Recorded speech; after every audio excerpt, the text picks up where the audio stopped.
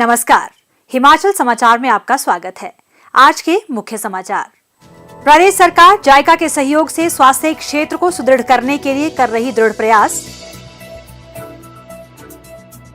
सौर ऊर्जा में निवेश कर अपना भविष्य उज्जवल बना रहे प्रदेश के युवा। चंबा के भटियात क्षेत्र के श्री विवेक ठाकुर ने सौर ऊर्जा उत्पादन में कायम की मिसाल। और अब समाचार विस्तार से।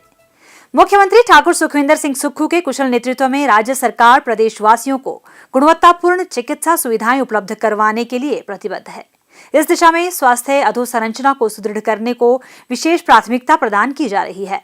प्रदेश सरकार विभिन्न स्वास्थ्य संस्थानों में स्वास्थ्य बुनियादी ढांचे के सृजन के दृष्टिगत वित्तीय सहायता के लिए जापान इंटरनेशनल कोऑपरेशन एजेंसी जायका का सहयोग लेने पर विचार कर रही है।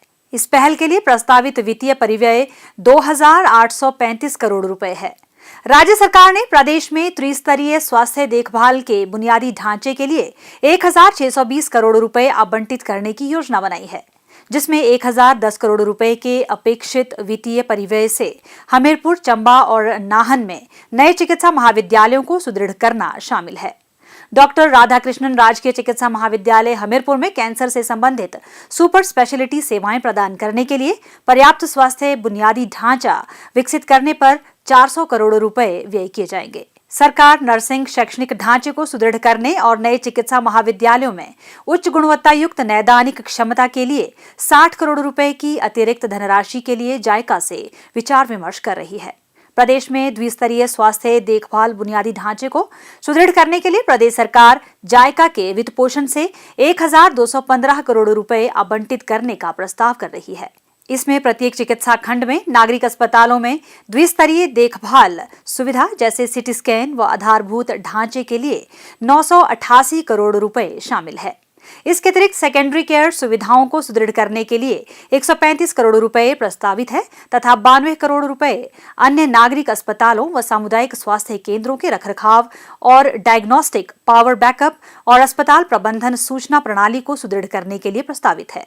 मुख्यमंत्री ठाकुर सुखविंदर सिंह सुक्खू ने कहा कि प्रदेशवासियों को उनके घर द्वार के निकट विश्व स्तरीय स्वास्थ्य सुविधाएं उपलब्ध करवाने के लिए प्रदेश सरकार प्रतिबद्ध है।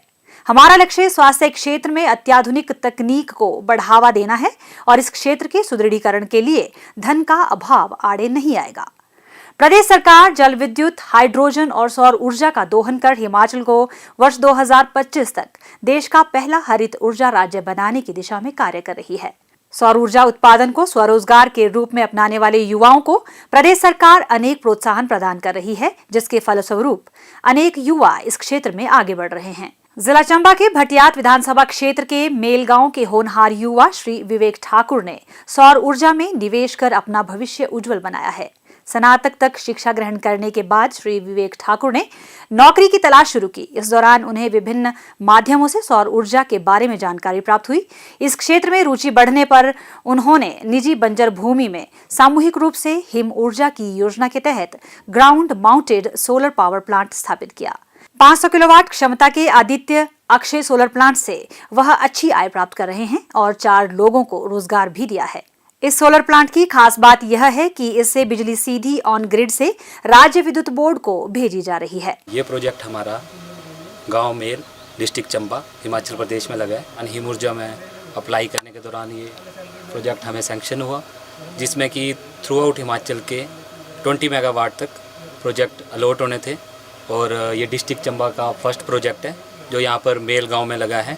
ये आधा मेगावाट का प्रोजेक्ट है, 500 किलोवाट का। तो ये हमें गर्मियों के दिनों में काफ़ी जनरेशन देता है, काफ़ी फ़ायदा देता है और तकरीबन गर्मियों के दिनों में तो हमें 3.5 से 4 लाख तक का इसका प्रॉफिट आता है।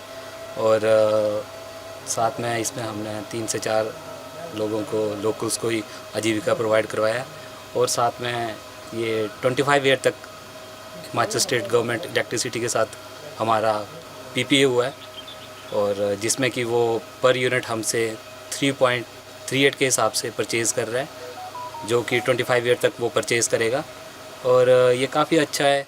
समूह ने सोलर प्लांट लगाने के लिए सूक्ष्म, लघु एवं मध्यम उद्यम मंत्रालय के माध्यम से ऋण लिया। अब ऋण की किस्त चुकाने के बाद समूह सालाना लगभग 30 लाख रुपए की आय अर्जित कर रहा है। श्री विवेक ठाकुर ने बताया कि यह व्यवसाय आजीविका का बेहतरीन साधन है। इससे युवा स्वरोजगार के साथ पर्यावरण संरक्षण में भी अपनी भूमिका निभा सकते हैं। आपको पता है सारों को कि भारत जो है वो एक उष्णकटिबंधीय है। यहाँ पर मैक्सिमम टाइम जो है वो सूरज रहता है।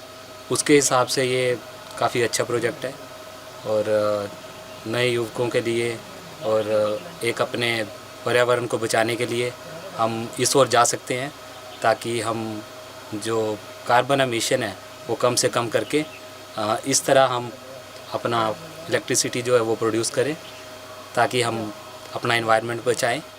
उनके सोलर प्लांट में 710 मोनोवोल्टिक प्लेटें लगी हैं। सूर्य की रोशनी प्लेटों के माध्यम से विद्युत ऊर्जा में रूपांतरित होने के उपरांत ऑन ग्रिड के माध्यम से राज्य विद्युत बोर्ड लिमिटेड को भेज दी जाती है। मेल गांव के श्री संजीव कुमार और श्री जग्गू ने बताया कि इस प्रोजेक्ट से उन्हें घर के समीप रोजगार के साथ साथ अच्छी आय भी प्राप्त हो रही है। इस प्रोजेक्ट की मदद से हमें रोजगार का साधन प्राप्त हुआ है और प्रोजेक्ट अच्छा काम कर रहा है, लोगों को बिजली की सुविधाएं प्रदान कर रहा है। मुख्यमंत्री ठाकुर सुखविंदर सिंह सुक्खू के कुशल नेतृत्व में प्रदेश सरकार मौजूदा ऊर्जा नीति में आवश्यक बदलाव लाने तथा सौर ऊर्जा संयंत्रों की स्थापना को प्रोत्साहित करने की दिशा में कार्य कर रही है। राज्य सरकार सौर ऊर्जा संयंत्रों में निवेश भी करेगी। वर्ष 2023-24 में प्रदेश में 500 मेगावाट क्षमता की सौर परियोजनाएं स्थापित करने के लक्ष्य की ओर अग्रसर प्रदेश सरकार के प्रयासों को जागरूक एवं प्रगतिशील युवाओं के कौशल का बखूबी सहयोग मिल रहा है। और अब प्रदेश के मौसम पर एक नजर।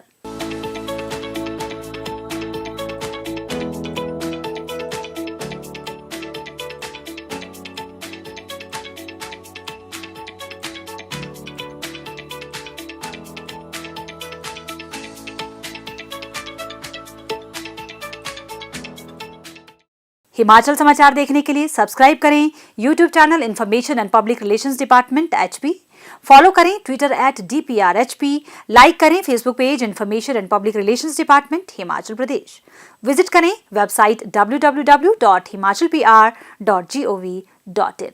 इस अंक में इतना ही। कल फिर होगी मुलाकात। दीजिए इजाजत। नमस्कार।